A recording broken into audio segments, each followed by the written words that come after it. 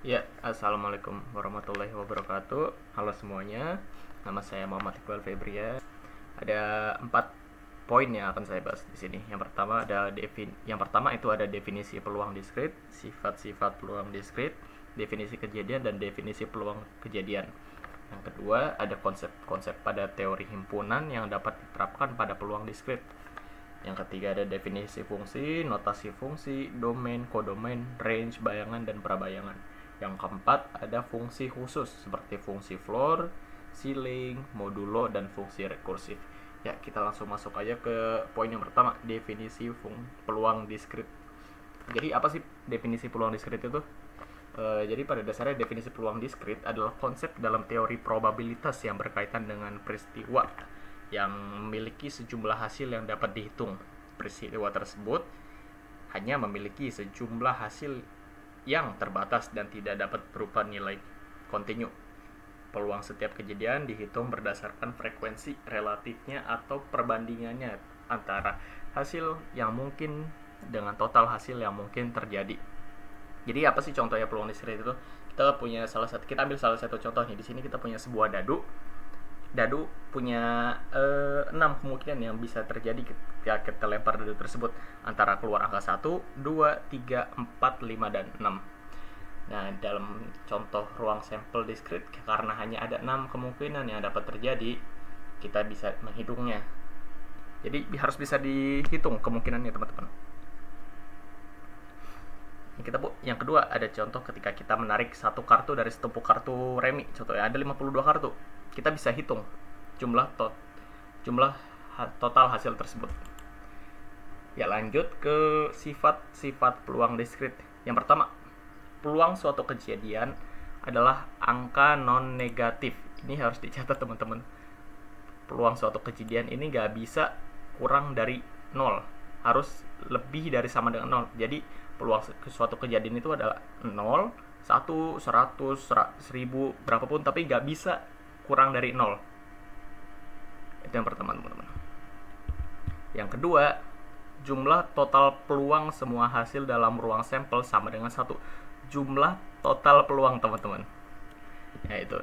Jadi nggak mungkin total peluang semua hasil ruang sampel itu melebihi 1. Itu nggak mungkin, teman-teman. Yang ketiga, peluang suatu kejadian tidak melebihi 1. Kalau yang tadi kan jumlah total peluang semua hasil. Ya, ini adalah peluang suatu kejadian tidak boleh melebihi 1. Karena nggak mungkin dong peluang suatu kejadian itu lebih dari 1. Nggak mungkin peluang dari suatu kejadian itu jadi 2 gitu. Karena total peluang semua hasilnya aja 1, teman-teman.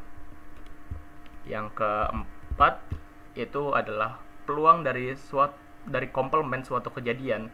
Contohnya, jika A adalah sebuah kejadian, maka komplement dari A ditulis dengan A pangkat C adalah peristiwa yang terjadi hubungannya. Nah, ini cara menghitung komplement dari A. Contohnya, kita punya kejadian A dan kita ingin menghitung peluang dari komplement A, C.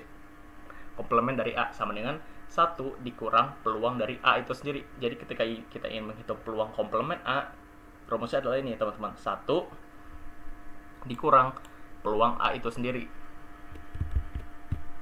Yang kelima adalah penjumlahan peluang dari kejadian yang saling lepas, teman-teman. Jadi contohnya kita punya 2 kejadian A dan kejadian B saling lepas, tidak terjadi bersamaan, maka peluang A gabungan B sama dengan peluang A ditambah peluang B. Itu, teman-teman. Itu adalah sifat-sifat peluang diskrit. Ada 5 totalnya. Lanjut kita ke materi contoh sifat peluang diskrit. Di sini saya kasih 2 contoh. Yang pertama kita punya ketika kita lempar koin nih, teman-teman. Contohnya ketika kita melempar suatu koin, peluang munculnya kepala adalah 0,5. Peluang kepala sama dengan 0,5 atau 1:2. Dan peluang munculnya ekor adalah 0,5 juga, 1 atau 1:2. Jadi total peluangnya adalah 1 sesuai dengan sifat total peluang yang sudah kita sebutkan tadi. Jumlah total peluang semua hasil dalam ruang sampel adalah 1. Nggak mungkin lebih dari 1, teman-teman. Jumlah total peluangnya pasti 1 selalu. Jumlah total peluang semuanya pasti 1 itu. Nah, lanjut. Kita ada contoh kedua.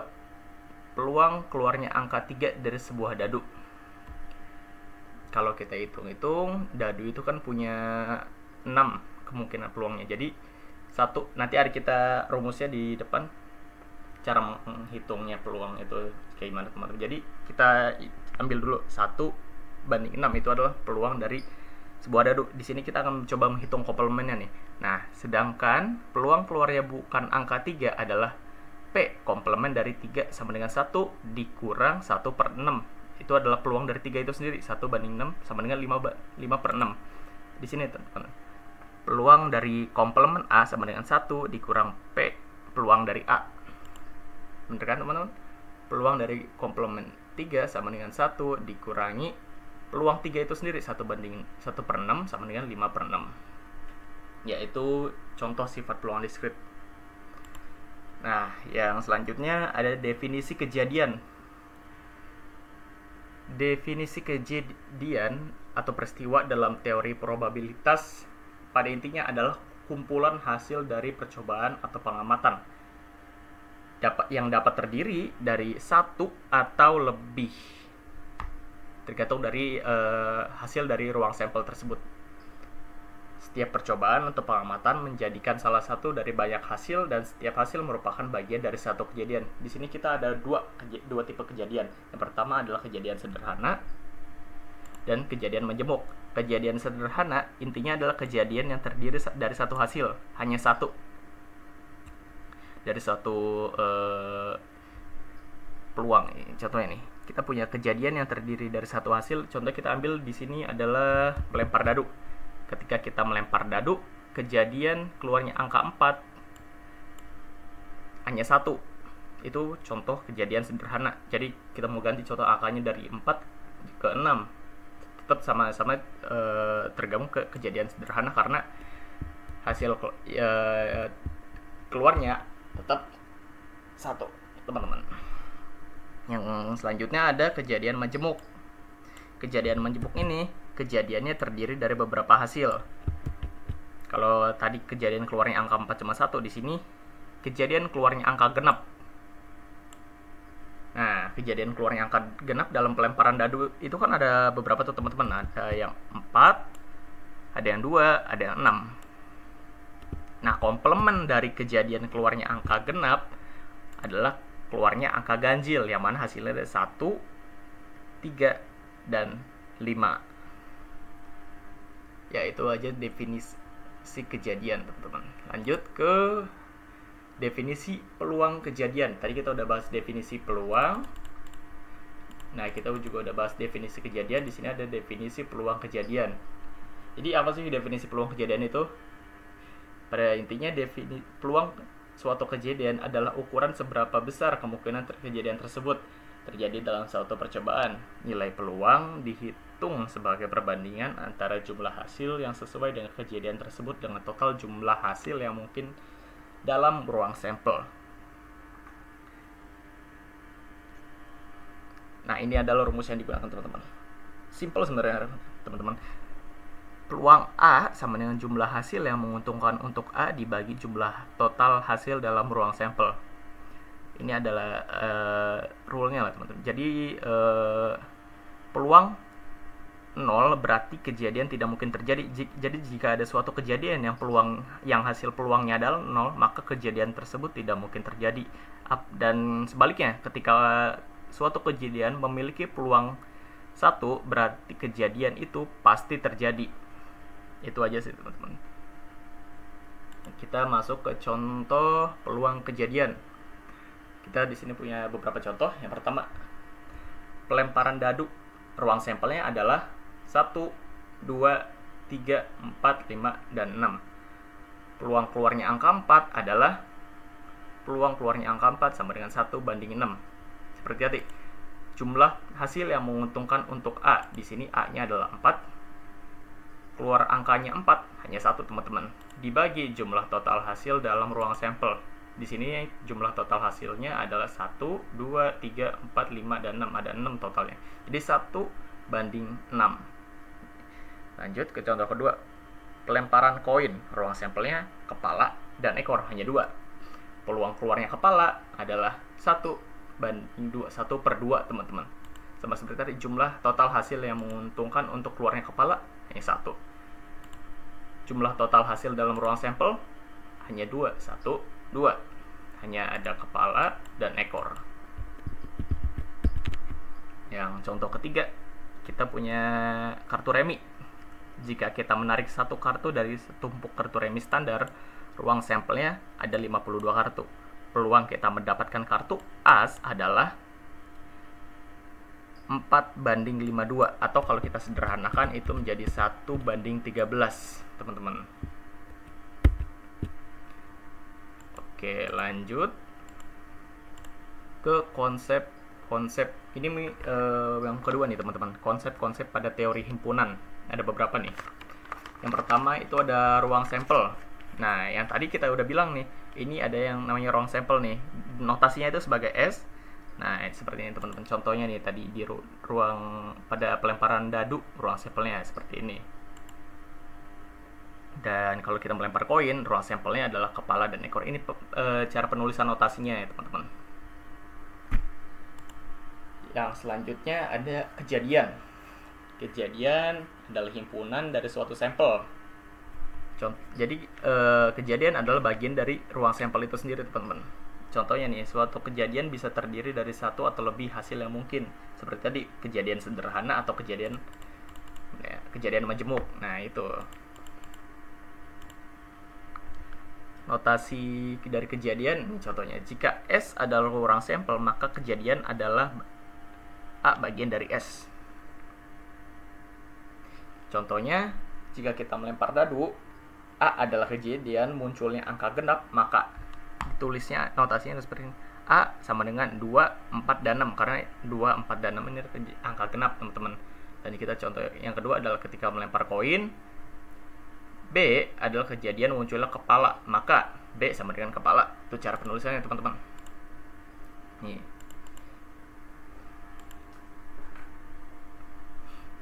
Ya, selanjutnya kita yang ketiga punya irisan himpunan atau intersection dibilangnya. Irisan dua himpunan dalam konteks peluang adalah kejadian di mana kedua kejadian terjadi secara bersamaan. Irisan dari dua himpunan, contohnya nih, ada irisan dari himpunan A dan B adalah himpunan yang berisi semua elemen dari A dan B. Notasinya seperti ini teman-teman. Harusnya udah familiar lah ya.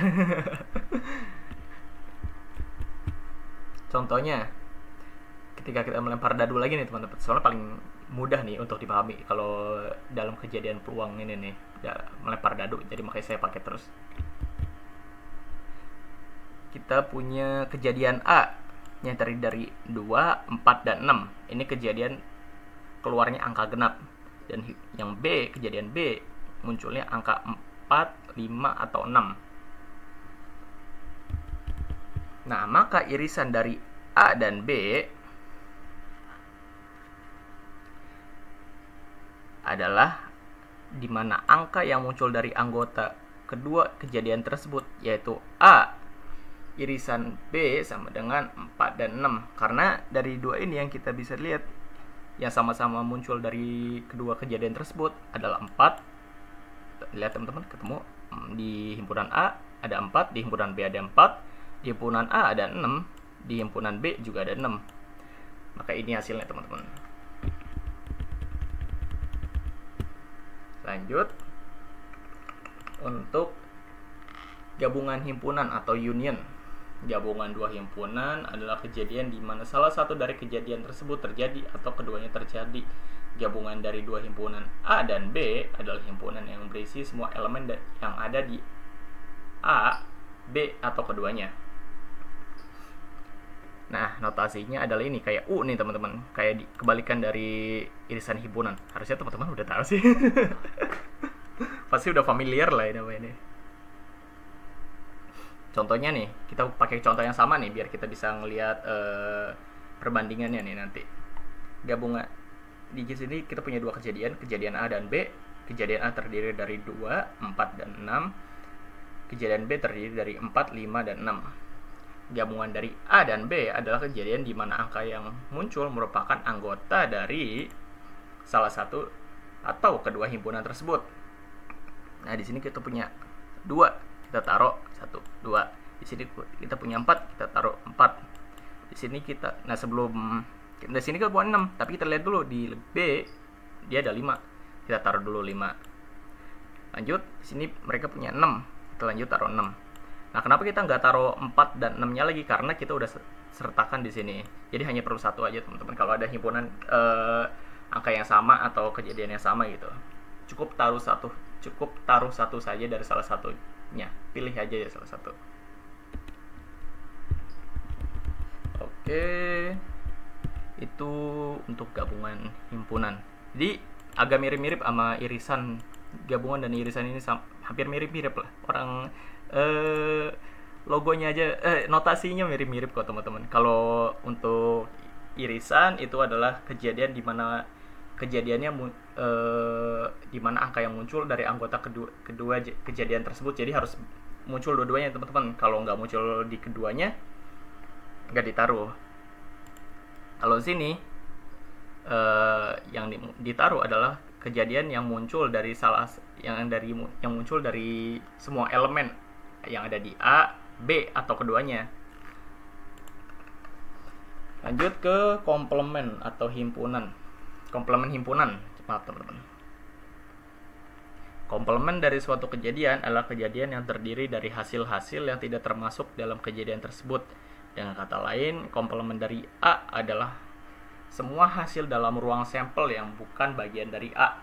Notasi komplement itu ditulis seperti tadi, dikasih tanda pangkat C di atas dari kejadian atau ruang sampel yang kita sudah berikan. Jadi contohnya kita punya komplement dari A, notasinya adalah A pangkat C. Itu aja sih teman-teman.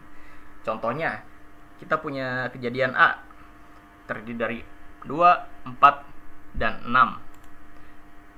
Nah, kejadian itu adalah kejadian munculnya angka genap. 2, 4, dan 6 itu merupakan angka genap dalam pelemparan dadu. Maka komplement dari A yaitu tadi kejadian munculnya angka ganjil. Kebalikannya lah teman-teman istilahnya. Yang terdiri dari 1, 3, dan 5. Lanjut ke kejadian saling lepas atau disjoint event. Dua kejadian yang bisa dikatakan saling lepas jika tidak ada hasil yang sama di antara kedua kejadian tersebut. Atau dengan kata lain, irisan dari kedua himpunan tersebut adalah himpunan kosong, teman-teman. Jadi nggak ada nih yang sama nih teman-teman dari kedua kejadian tersebut. Contohnya nih, kita punya nih kejadian A dan kejadian B. Kejadian A kita punya 1, 3, dan 5. Di kejadian B kita punya 2, 4, dan 6. Nah, dari dua kejadian tersebut nggak ada nih yang saling beririsan di antara kedua. Kita cari nih di kejadian A ada 1, 3, dan 5. Di kejadian B nggak ada tuh 1, 3 maupun 5. Di kejadian B juga pun sama, nggak ada tuh 2, 4, dan 6. Nggak ada tuh di A. 2-nya nggak ada, 4-nya nggak ada, 6-nya nggak ada. Maka ditulisnya seperti ini teman-teman. Irisan A irisan B sama dengan 0. Tidak ada. Itu namanya kejadian saling lepas atau disjoint event. Yang kedua, yang selanjutnya nih ya teman-teman, ada kejadian tidak saling lepas atau non-disjointed event. Dua kejadian dikatakan tidak saling lepas jika mereka memiliki satu atau lebih hasil yang sama, atau dengan kata lain irisan dari kedua himpunan tersebut tidak kosong. Jadi pada dasarnya hampir sama persis kayak yang tadi irisan. Nah ya, tidak saling lepas. Sama persis teman-teman kayak irisan tadi. Cuman ini didefinisikannya berbeda aja. Yang selanjutnya aku punya himpunan kosong atau empty set. Himpunan kosong adalah himpunan yang tidak memiliki elemen sama sekali. Dalam konteks peluang, himpunan kosong mewakili kejadian yang tidak mungkin terjadi. Notasinya adalah ini teman-teman, yang tadi. Mana ya? Nah, ini dia. Angka 0 dicoretnya. Contohnya nih teman-teman, apa sih himpunan kosong? Apa sih yang mungkin tidak terjadi? Kita ambil dari pelemparan dadu. Kejadian munculnya angka 7. Itu kan mustahil ya teman-teman. Nggak mungkin dong kita ngelempar dadu muncul angka 7 kalau kita pakai satu dadu ya teman-teman. Nah, contohnya itu adalah seperti itu. Maka ini penulisan notasinya teman-teman. Tidak ada himpunan kosong, ini namanya. Lanjut, ada himpunan semesta atau universal set. Himpunan semesta adalah himpunan yang mencakup semua elemen dalam suatu konteks. Dalam teori probabilitas, himpunan semesta biasanya adalah ruang sampel itu sendiri, yang sering dinotasikan sebagai S. Nah, ini dia himpunan semesta sama yang tadi ruang sampel, gak jauh beda teman-teman.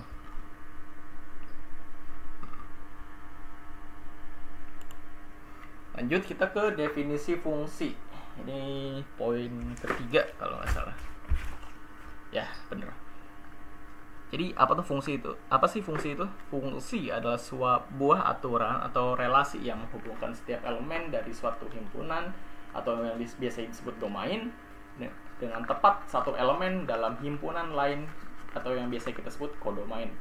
Ingat teman-teman, tepat satu elemen dalam himpunan lain atau kodomain. Fungsi seringkali dipandang sebagai mesin yang menerima input atau elemen domain dan menghasilkan output atau elemen kodomain.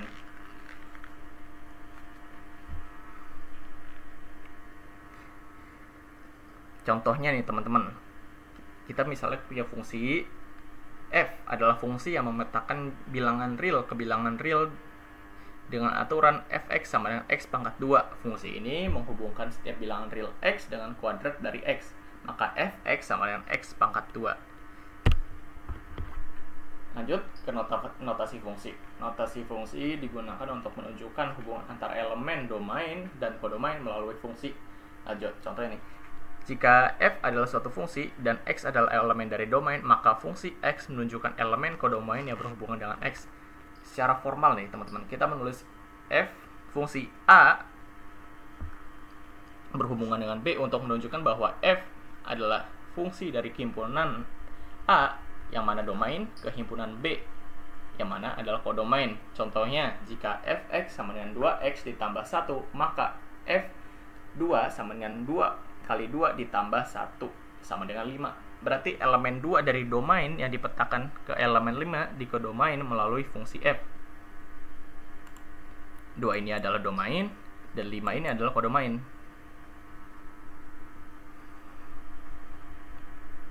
Lanjut kita ke selanjutnya dulu deh. Mana ya?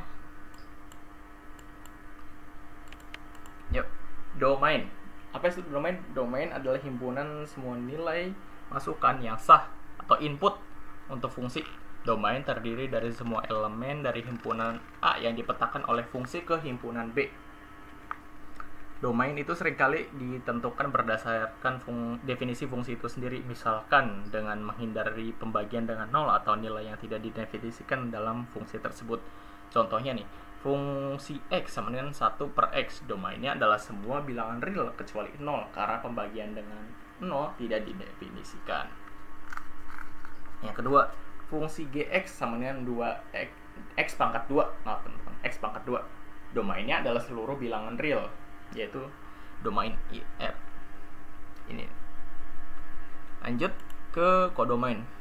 Kodomain adalah himpunan semua kemungkinan atau output dari fungsi yang sering kali merupakan himpunan yang lebih besar dari hasil sebenarnya dari fungsi. Kodomain adalah himpunan tujuan atau output di mana elemen-elemen dari domain dipetakan. Kodomain itu biasanya ditentukan berdasarkan definisi fungsi. Elemen-elemen di kodomain mungkin tidak semuanya dicapai oleh fungsi, tetapi semua gambarannya pasti merupakan bagian dari kodomain. Contohnya nih, untuk fungsi fx sama dengan x pangkat 2 yang memetakan dari bilangan real ke bilangan real, kodomainnya adalah bilangan real.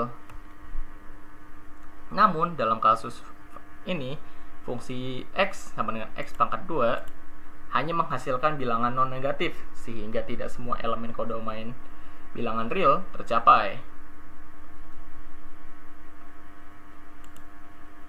Lanjutnya ada range. Range atau jangkauan adalah himpunan semua nilai output aktual yang dihasilkan oleh fungsi. Ketika diterapkan pada seluruh domainnya, range adalah bagian dari kodomain yang benar-benar dicapai oleh fungsi. Maka range selalu merupakan subset dari kodomain. Contohnya nih, untuk fungsi fx sama dengan x pangkat 2, kita telah menetapkan bahwa kodomainnya adalah bilangan real. Namun, range-nya hanya bilangan real non-negatif, karena kuadrat dari setiap bilangan selalu non-negatif. Nah, untuk fungsi fx sama dengan 2x tambah 1, baik domain maupun range-nya adalah semua bilangan real, maka range-nya adalah bilangan real. Lanjut ke bayangan. Bayangan suatu elemen x adalah bagian dari a di bawah fungsi x. Fungsi f adalah elemen di kodomain yang dipetakan oleh x. Bayangan dari x dinyatakan sebagai fungsi x. Contohnya nih teman-teman, jika kita punya fx sama dengan x pangkat 2 dan x sama dengan 3, maka bayangan dari 3 di bawah fungsi adalah f3 sama dengan 9. Itu yang contoh pertama. Contoh selanjutnya kita punya gx sama dengan 2x ditambah 1 dan di sini x-nya sama dengan 4, maka bayangan dari 4 di bawah fungsi gx di bawah fungsi g adalah g4 sama dengan 9. Lanjut ke prabayangan. Prabayangan dari suatu elemen di kodomain adalah semua elemen di domain yang dipetakan ke elemen tersebut oleh fungsi. Jika y bagian dari b adalah elemen kodomain, maka prabayangan dari y adalah elemen x bagian a sedemikian rupa sehingga fx sama dengan y. Contohnya untuk fungsi x sama dengan x pangkat 2, jika kita ingin menemukan prabayangan dari 9, kita mencari nilai x terlebih dahulu sedemikian rupa sehingga fungsi x sama dengan 9. Dalam hal ini, fungsi x sama dengan 9 ketika x sama dengan 3 atau x sama dengan min 3. Jadi prabayangan dari 9 adalah 3 dan min 3. Nah, lanjut contoh kedua nih, untuk fungsi gx sama dengan 2x tambah 1. Jika kita ingin mencari prabayangan dari 9, kita menyelesaikan persamaan 2x tambah 1 sama dengan 9, hasilnya x. Nah, kita ditemukan nih, x sama dengan 4. Jadi prabayangan dari 9 adalah 4.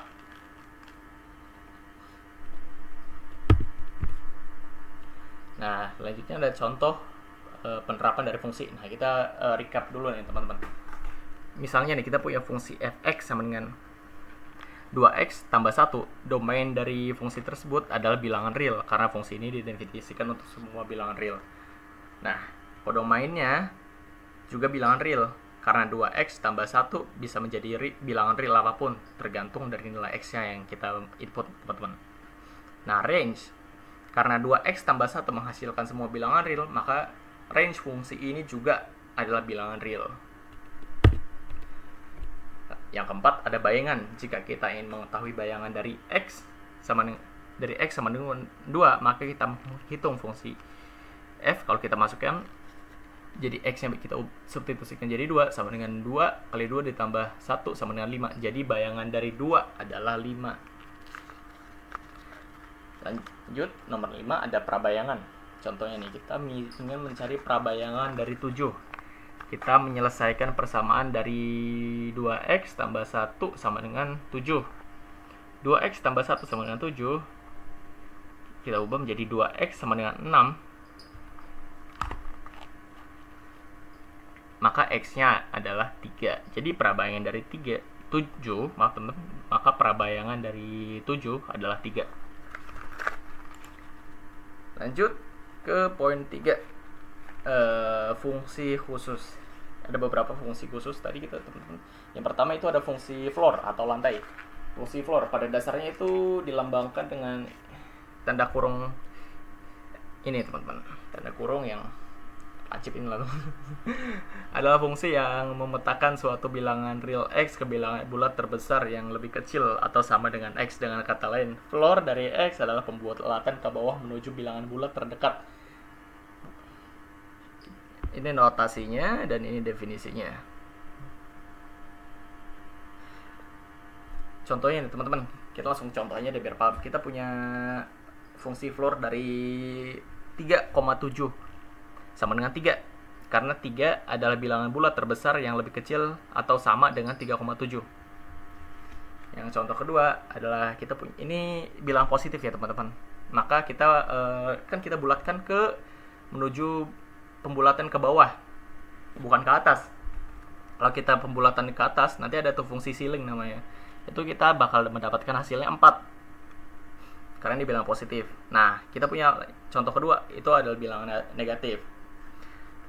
Fungsi floor dari min 2,3 sama dengan min 3.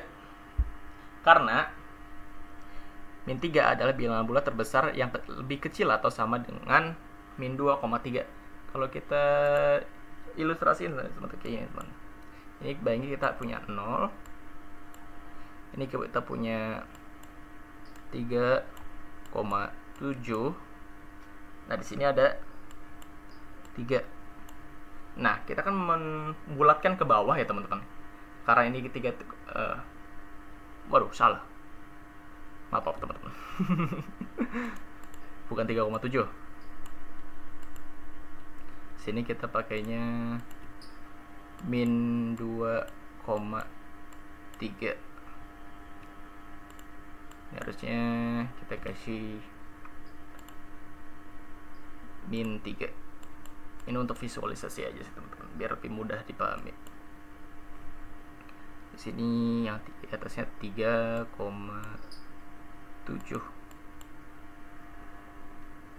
Sini kita punya 3. Di sini punya min 2.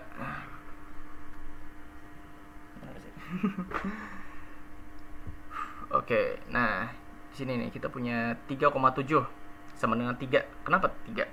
Karena pembulatannya ke bawah, teman-teman. Ini kita punya 3,7. Kita bulatkan ke bawah. Kebilangan bulat paling dekat ya 3. Karena ke bawah. Sama kayak ini, min 2,3. Kita bulatkan menjadi min 3. Kenapa ke min 3? Kok agak ke min 2? Karena kalau kita ke min 2, jatuhnya naiknya ke atas, meningkat hasilnya. Bukan ke pembulatan ke bawah, tapi pembulatan ke atas itu jadinya, teman-teman. Jadi yang kita ambil adalah 3. Pembulatan ke bawah menuju bilangan bulat terdekat. Itu aja, teman-teman. Ini untuk visualisasi aja. Lanjut untuk fungsi floor. Setelah fungsi floor kita punya fungsi ceiling. Bedanya sama sama persis kayak fungsi floor, cuman bedanya kalau fungsi ceiling ini pembulatannya ke atas. Kalau yang floor itu kan tadi ke bawah, ceiling itu ke atas. Kalau di contoh tadi, di sini kita contoh baru nih, 3,2 kita bulatkan menjadi 4. Karena kalau kita bulatkan ke 3, itu namanya fungsi floor, teman-teman. Karena pembulatannya ke bawah. Karena di sini kan fungsi ceiling, pembulatannya ke atas. Jadi 3,2 kita bulatkan menjadi 4. Karena 4 itu adalah angka yang lebih besar daripada 3,2. Sama untuk bilangan negatifnya. Min 2,8 sama dengan 2. Karena 2 lebih besar daripada min 2,8, teman-teman. Kita bulatkannya ke atas. Bilangan bulat terdekat ke atas. Ya. Bisa dipahami kan, teman-teman ya. Lanjut ke fungsi modulo. Ini fungsi modulo adalah fungsi yang mengembalikan sisa dari pembagian dua bilangan. Ini ada nih dalam pemrograman C++, ini ada simbolnya nih yang kita pakai waktu itu. Contohnya kita punya notasi A modulo mod 6. Definisinya adalah A mod 6 adalah sisa pembagian dari A dengan N. Kita langsung ke contohnya aja nih, teman-teman. Kita punya 10 mod 3 sama dengan 1. Karena ketika 10 dibagi 3, itu kan nggak bisa, teman-teman. Ada sisa 1. Karena kalau 3 kali 3 kan 9. Jadi 10 dibagi 3, sisanya adalah 1. Kita punya contoh lagi, 23 mod 5 sama dengan 3. Karena ketika 23 dibagi 5, sisanya adalah 3. Contohnya, kalau di sini ada 9 mod 3. Dan mod itu bisa 0, teman-teman. Bisa karena kita punya 9 dibagi 3, nggak ada sisanya, maka kita tulisnya 0. Itu aja sih, teman. Mudah kok ini dipahami kalau ini. Sisa pembagian intinya. Contohnya ini contoh penerapan nih, waktu itu pernah ada yang pemrograman. Nah, ya waktu itu kepake untuk menghitung tahun kabisat kalau nggak salah. Nah, contohnya di sini kita punya per minggu nih, kita pakai yang simple ya. Anggap bahwa Ini sini kita punya soalnya. Misalkan hari ini adalah hari Minggu dan kita ingin tahu hari apa setelah 10 hari. Kita anggap bahwa hari Minggu adalah hari ke-0, hari Senin adalah hari ke-1, Selasa adalah hari kedua, dan seterusnya. Jika kita ingin tahu hasil hari apa setelah 10 hari, kita dapat menghitung 10 mod 7. Ya karena seminggu punya 7 hari, teman-teman. 10 mod 7 sama dengan 3, jadi hari ketiga. Jadi hari ketiga adalah hari Rabu. Maka 10 hari setelah hari Minggu adalah hari Rabu, teman-teman. Selanjutnya kita punya fungsi rekursif. Fungsi rekursif adalah fungsi yang didefinisikan berdasarkan dirinya sendiri. Fungsi ini memanggil dirinya kembali dengan nilai yang berbeda sehingga mencapai kondisi dasar atau base case di mana hasil fungsi dapat langsung diketahui tanpa rekursi lebih lanjut. Fungsi rekursi banyak digunakan sebagai komputasi, misalnya dalam memecahkan masalah yang lebih kecil dari masalah awal secara berulang.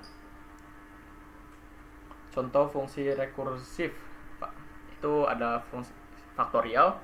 Faktorial dari suatu bilangan bulat positif n. Ini notasinya seperti ini, tanda seru nih, teman-teman. Fungsi rekursif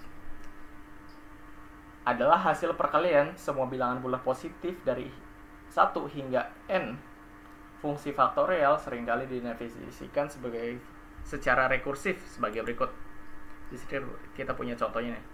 N faktorial sama 1 jika n sama dengan 0 atau n sama dengan 1.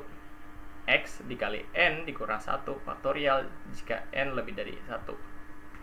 Contohnya nih, kita punya 5 faktorial 5 sama dengan 5 dikali 4 faktorial 4. Faktorial 4 sama dengan 4 dikali faktorial 3. 3 faktorial 3 sama dengan 3 dikali faktorial 2. Faktorial 2 sama dengan 2 dikali faktorial 1. Faktorial 1 sama dengan 1. Nah, mencapai kondisi dasar. Ya, ini kondisi dasarnya, teman-teman, base case-nya. Sehingga faktorial 5 sama dengan 5 dikali 4 dikali 3 dikali 2 dikali 1. Hasil dari faktorial 5 adalah 120, teman-teman.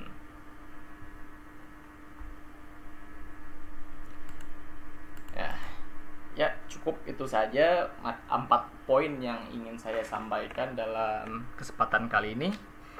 Mohon maaf bila ada salah kata atau tutur kata yang kurang berkenan. Terima kasih, teman-teman. Wassalamualaikum warahmatullahi wabarakatuh.